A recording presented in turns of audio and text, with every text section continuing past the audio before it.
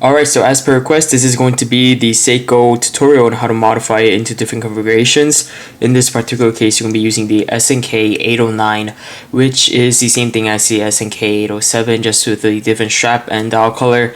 This also applies to Seiko SKX007 and 009 because they both use the 7S26 movement, which is the one in this SNK here as well. So a basic rundown of what's going to be done to this watch is the case back is going to be removed, the movement removed, stem, the dial is going to be replaced, the hands are going to be replaced, and then put everything back together for some cosmetic work.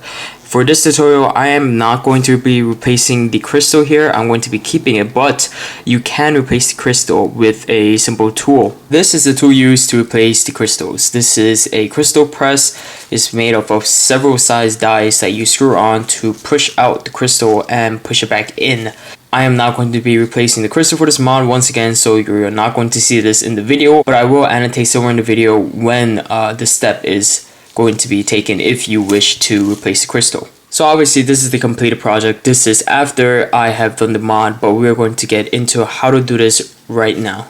Alright, to start off this mod, we need quite a few things here. We're going to need a watch hand press, a hand remover, a case back remover, some cleaning putty.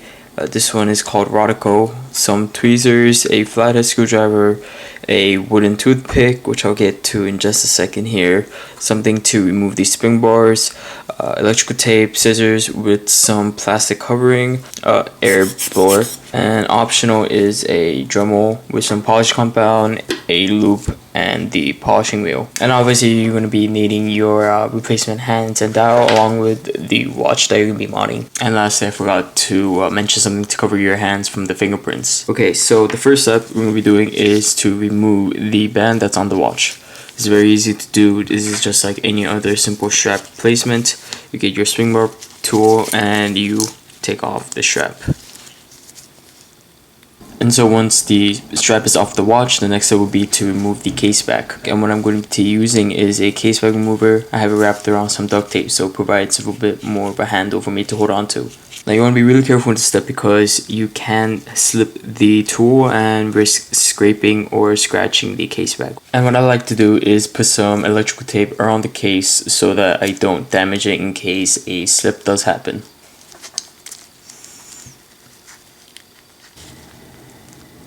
And when you have it loose enough, it should be able to just twist off like that.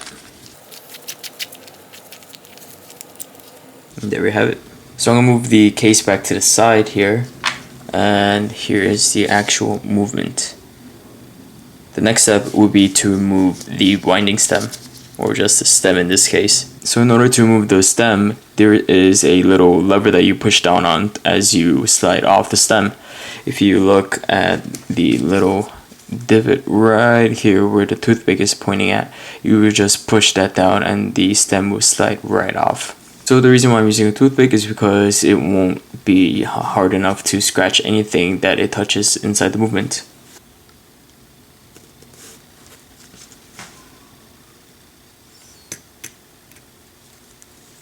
It slides right off.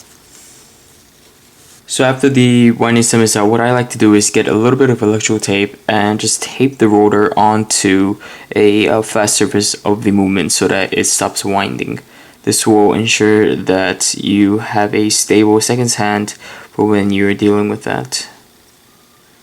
So the next step will be to remove the movement. This is pretty easy in most cases. You just get a flathead screwdriver and look for a point where you can dig under and just pop the movement out without messing anything up.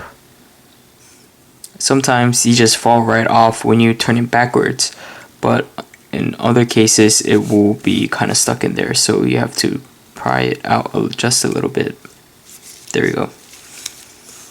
And be careful of this rubber gasket that's on the outside. So there we go. Falls right out. And I'm going to move the case off to the side. So here's the stock movement and hands. Ideally you would want the seconds hand to be static in order to proceed to the next step, so you know exactly where the hands are before you take it off. So I'm just going to let this run for a little bit until the power zero runs out so that I have all the hands stopped. What I'm going to do is I'm just going to cover up the movement so that there isn't any dust that gets on it.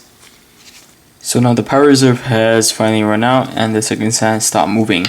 So what I like to do now is reattach the stem. In order to do that, you just simply push it back in. You don't have to push on the little tab. So reinsert the crown, and the reason for this is to set the time back to 12.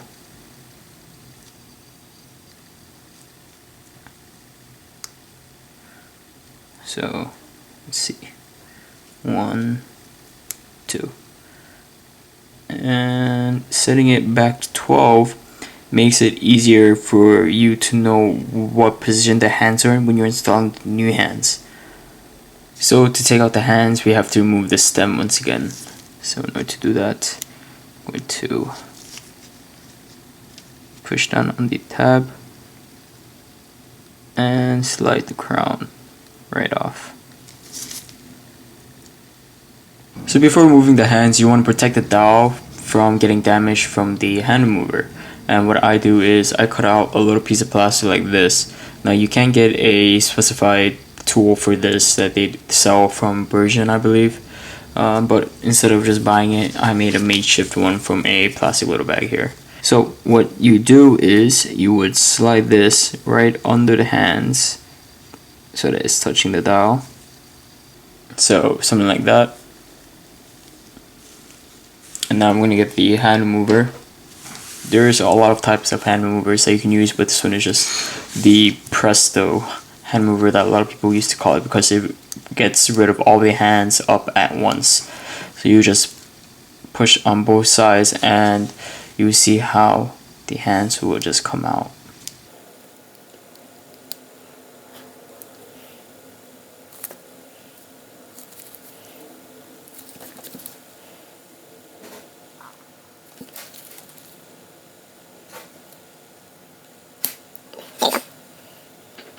Push out to the side. Plastic.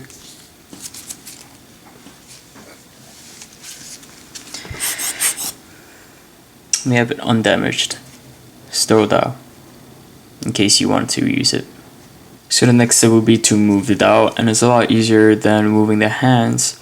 If you look in between the dial and the movements, there's little slots for this Seiko SNK809.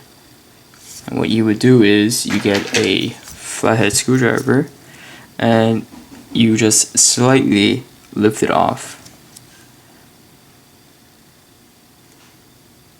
That you don't want to lift it all the way because you can damage the dial feet, and you want to just work around it, slowly loosening it from all the sides until it completely comes loose.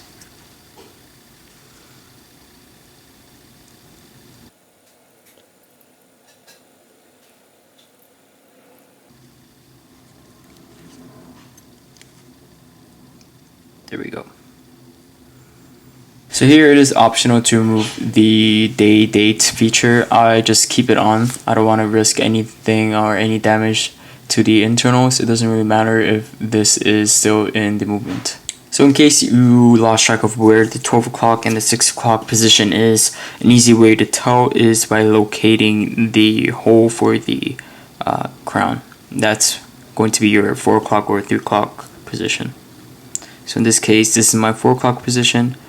So it's going to be just like that. Now you're going to get your replacement dial, and this is the one I'm going to be using. It is the Black Bay inspired dial. And if you see here, it also has dial feet to match the movement. So to install the dial is pretty simple. You just want to align the legs to the corresponding holes and let it pressure fit right in.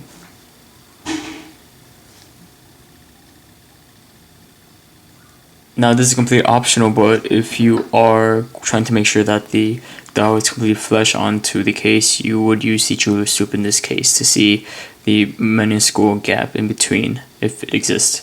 So the next step will be to install your new hands, and what you need is a hand press. This is a very affordable one, and you want to make sure that you use the correct size die for the hands. There is a small protruding hole right there, and that should match up with the hole on your pin right there. So this is probably the most difficult part for me, is putting the hands in the right configuration on the 12 o'clock exact so they line up every single time when you adjust it. What you do is you add the hours hands first, then the minutes, check to make sure that they line up correctly, then you would add the seconds hand at the end. And to make sure that you have the hands placed on correctly is more of a balancing act between how much pressure you put on it and what position it is, because as you apply pressure, the hands do have a tendency to move around. So that's when you use the toothpick again to hold it in place by pushing against the hands to prevent it from moving around. So it's very important to be extremely delicate with these hands because they are extremely fragile and thin. So what I recommend you to use instead of tweezers is to use some Rolex to hold these as you align them to put it onto the dial.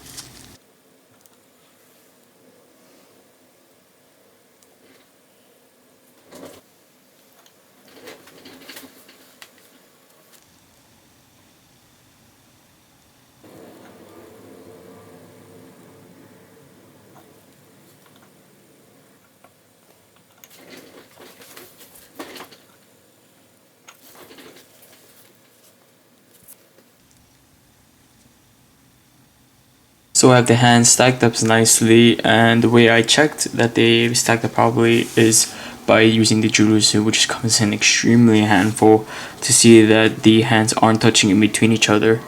Not sure if you can really pick that up, but that's how close I can get, and it looks just about right. You can see there, they're not touching.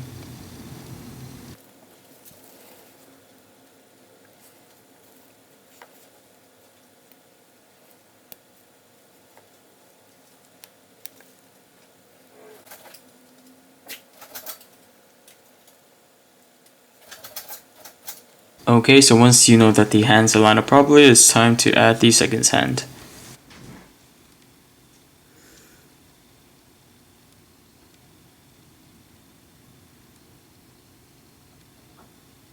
Okay, so everything lines up, and once you're sure that everything is functioning properly, you want to clean up the dial for any dust or fingerprints that you might have gone on it with the Rolex and the dust blower. So once you're sure everything is clean, you want to remove the stem for you to put back into the case now.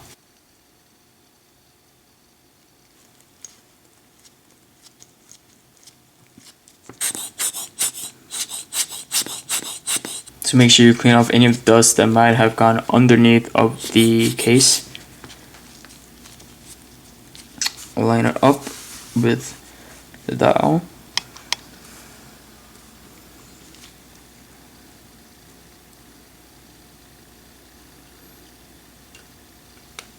Make sure you insert it so that it actually fits inside, and that one side isn't more deeper in the case than the other. So once the movement is set into the case, you should be able to put in the crown back in without any problem. And now that the crown is in, I want to just make sure one more time that everything is working properly.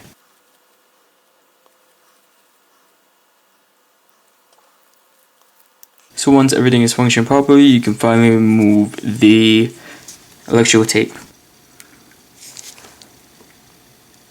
And finally, you will screw in back the case back.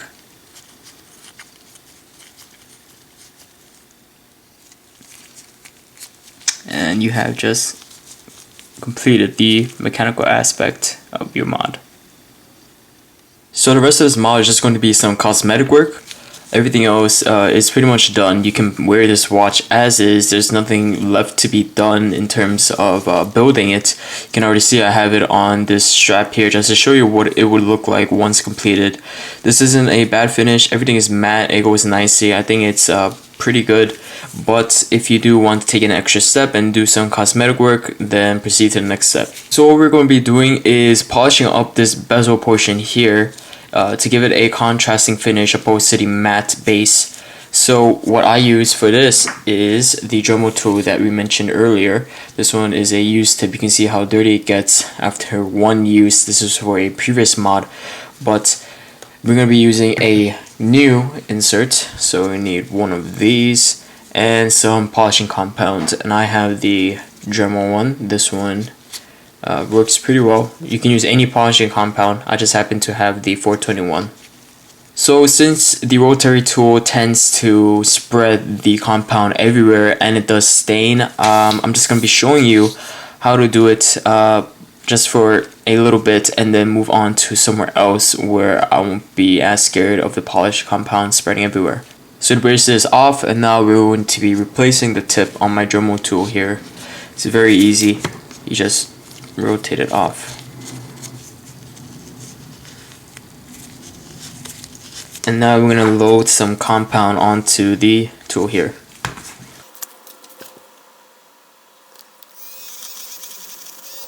There's that. So what I like to do first is to just rotate it around the compound to give it some material on it, and then I turn it up to low speed to get it really on there. So it's very intuitive. What you have to do next, you literally just turn it on and work your way around the portions that you want to polish up. An advice that I can give is to move in one constant direction. So for instance, if I'm going to polish this, I'll be doing it while the watch is being rotated counterclockwise. And the reason why I do that is because if you tend to just polish back and forth onto random sections of the portion you're trying to polish, it will leave an inconsistent finish.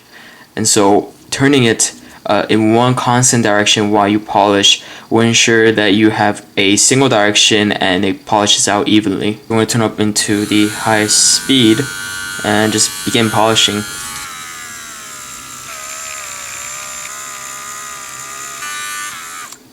And so with one trip around, we can already see some of the finishing coming off there, and we just literally repeat this until you get the desired finish. Something that I would like to stress is that you should be wearing eye protection because you don't know where the polishing compound is going to fly off to. I really do recommend it. If you look at my goggles here, they are stained with this polish compound, so safety first. So I spent 10 minutes here and there taking breaks in between because I don't want to overwork myself, because the polishing does take quite a bit of time. But after you are done with your cosmetic work, and in my case I am done, so here is the completed mod. This is the Black Bay 36 inspired Seiko mod. I have done some cosmetic work here by polishing up the bezel into a nice mirror finish. It gives a nice contrast from the B-Blasted case here. The case bag is also polished, so it kind of gives it a matching feel. The reason why I polish it is because the markers are also polished, so I think it matches quite nicely, and the customer I'm making this mod for requested to be polished, so there we go.